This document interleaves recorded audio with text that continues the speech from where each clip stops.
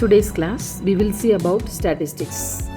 Every day we are exposed to the wide array of numerical information. Example, what's population density in our day-to-day life also. How many children you have, how much your salary, how much mark you have got it, how many.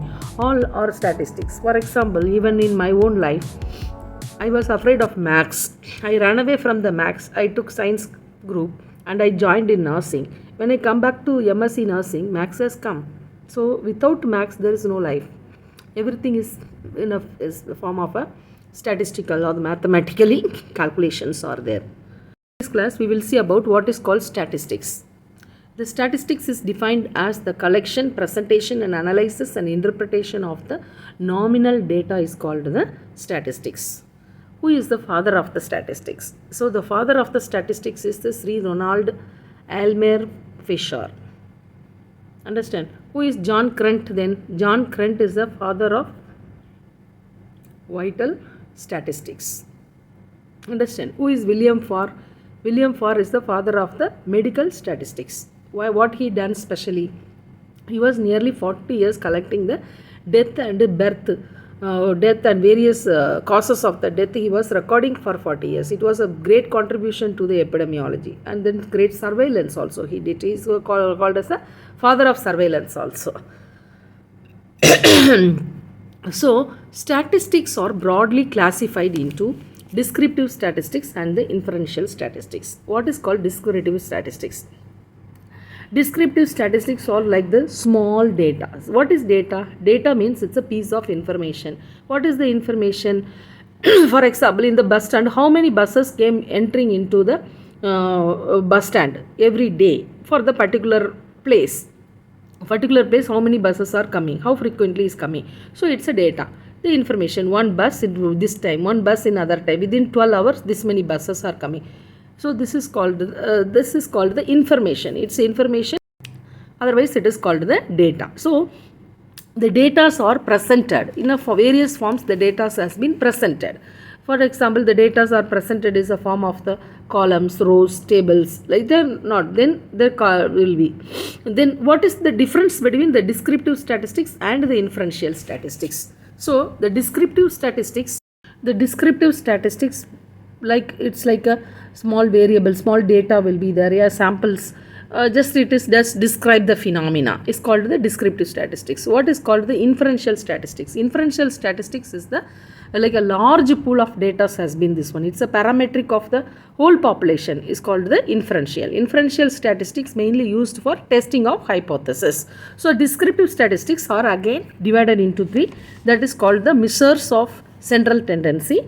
And the measures of central tendency, you have to know mean, median and mode. In the further classes, we will see what is called mean. Mean is the total value. Median is the middle value. Mode, it's a repeated numbers which is coming, often coming. That is called the mode. That is the measures of central tendency. Another measures of variability. What is called variability? It's like a range. From this range to this range. Variance, standard deviation, how away from the mean. And then interquartile range, IQR, interquartile. That's called the measures of variability. Then also the graphical representation, how the data are presented in a form of the figures and the bar diagram, pie diagram, pictogram, line graph and the box diagram, scattered plot diagrams. So these are all the various kinds the data are been distributed. So these figures and presentations and figures of the data can be asked as a 10-mark question. The next video, 5 minutes, I will explain in detail about what is bar diagram, pie diagram, how to draw, how to make a line graph and how to make a histogram, a pictogram, box diagram. We can see that one. So first you must understand what is descriptive and the inferential statistics, what is the measures of central tendency, measures of variability and the graphical presentation. Okay, what is called inferential statistics? The inferential statistics, as I told you, mainly used for the hypothesis testing. T-test, pair T-test, right or not? Z-test, F-test, then confidence interval, regression analysis, correlation, ANOVA, right or not? Analysis of variance, what is MANOVA? More samples are there, more dependent variables are there. You will go for the MANOVA. So some of the other estimations also. will be present. How to find out the significance? Okay, we are talking about these statistics are classified into descriptive, inferential, and describe only the phenomena. Inferential is testing of hypothesis. These different tests are there. Okay, the basic characteristic of what is the basic characteristic of statistics? Anything, the statistics is the aggregation of the fact. For example, the first example I told you, the buses are coming. What is the fact they will tell? Yes, the statistics says that every day for the particular, for the village X, the number of buses, 12 number of buses are going. So, the aggregates of the fact has been given. It affects the multiple factors, right or not? And it is numerically expressed. How many? It's all expressed in the numbers. And it is enumerated or estimated according to the reasonable standard of accuracy is present, right or not? It is a systematic collections, right or not? It is a systematic. It's not like one time you are collecting. Every time in a careful manner how many buses are entering, or carefully it is being monitored, and it is placed in relations with relation to each other, and it is for comparison. For example, village X is compared with the village Y. What is the comparison, or what is the gap between the one bus to the another bus? So how much is the gap? Maybe that after lunch time the bus gap will be little bit far away, because they may take the extra time. Lunch time will be, gap will be there. So frequent buses are there in the morning hours. So it's just aggregates the facts, and it is expressed in numerically. It is systematically collected, and it is also useful for the comparison. This is the basic characteristic of any statistics. And then what is the functions of statistics? Okay, why we have to have the statistics? What is the main functions of the statistics? It's mainly, it helps to summarization, and it helps to in the presentation of the facts in a definite form. Helps in the comparison. Village X and village Y is being compared. This helps to find out the functional relationship between the two variables, right? And helps to predict the phenomena. Is it correct or not? We will be checking it. For example, the cholera is the greatest outbreak in a particular village during the time of the rainy season. Is it coming in the rainy season? You have to test the hypothesis. So, is it coming or not? The smoking causes the lung cancer is a hypothesis. Is it really causing? You take the smokers and non-smoker, compare and study, and expo factor study, correlational study, and test the hypothesis. You will find out, right or not? It helps to analyze the data. It enlarges the human knowledge and experiences, and helps to realize the magnitude of the problem. Yes, the cholera is increasing, or corona is increasing particularly. So the magnitude of the problem is so high, it helps the healthcare people or the policy makers to maintain the rules and regulations, or help to control the diseases.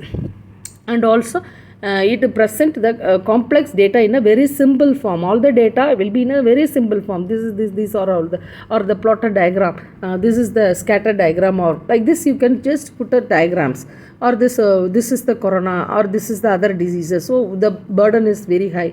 It helps to even a layman can with one bird's eye view presentation of the data. In a way, statistics or helps to express this one, right or not? Okay. Here we have seen what is the simple, we have seen what is the simple test procedure. How I am telling that inferential statistics for the large population, and is also for the parametric test. It is to test the hypothesis, and like a descriptive statistics we can find out as the mean, median, mode, and measures of variance, range, variance, standard deviation, and interquartile range. We can see graphical representation is possible with the descriptive, but inferential statistics is only helpful for the research to test the hypothesis. What is the simple test procedure? T-test, binomial test, and the chi-square test. Some of the Mann-Whitney test and Wilcox test. So some of the tests, from this chi-square test, the sample should be at least minimum more than 50. Then only the test will be highly significant. Otherwise, there is no the correct value. You cannot find it. Regression analysis. What is regression? Regression is to examine the relationship between one or more independent or the dependent and the dependent variable. And one dependent variable, more independent variable will be there. So regression, how far it is away from the dependent variable. Are you understanding? So here it is a simple linear regression, multiple regression, logistic regression. So many kinds of regression is there. This will be useful to you when your sample sizes are very high, and according to the problem to test the hypothesis. According to your statement of the problem to test the hypothesis. What is the Correlation analysis. Correlation, Peirce-Colston correlation, Spearman rank correlation, also very important.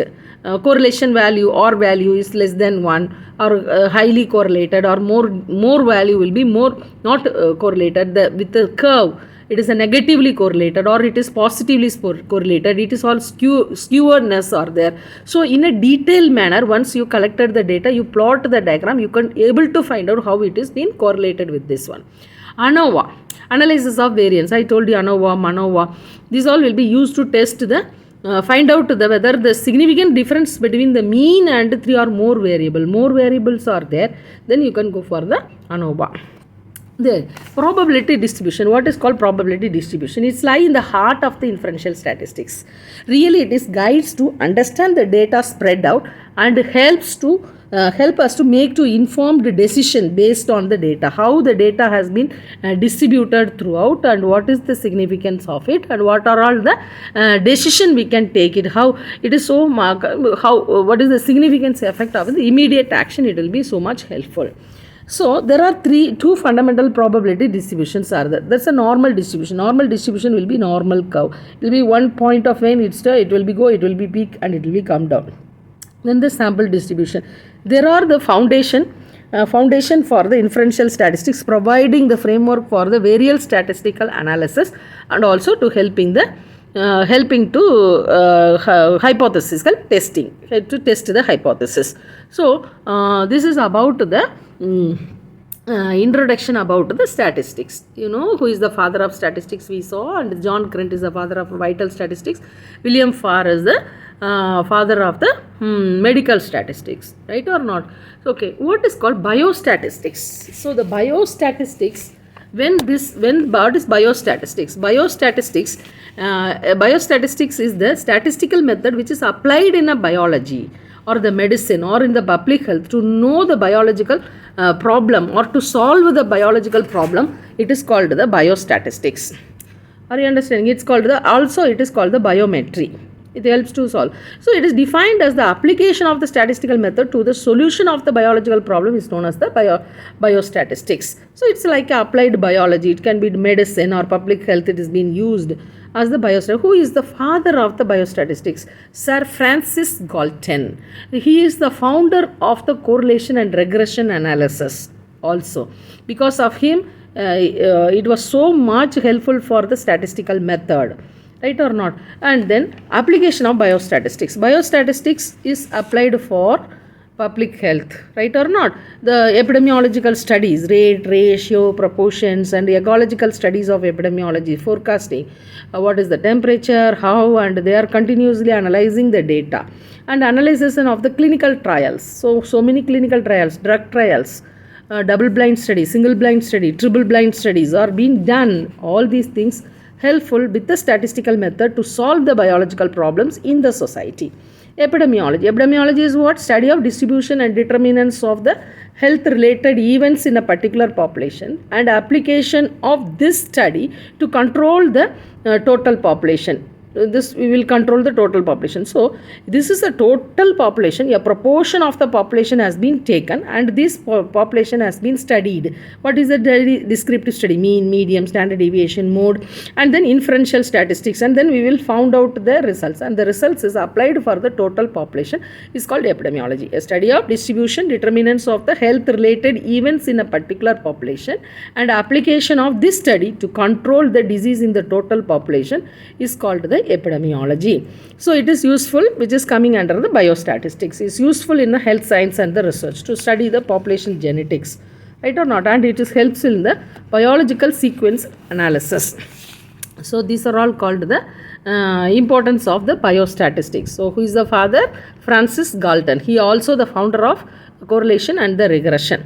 Okay, all these things are there. Is there any limitations are there in statistics? Yes, if there is a limitation is there. It is a quantitative data always. Law are not exact like a physics and chemistry. Yeah, this will come like that. This will come like that. We cannot say that. So there is no hard and fast laws or rules and regulations. It can be misused. The data can be collected somewhere and it can be misused by the many people. So that is about the today's class about the statistics. Thank you.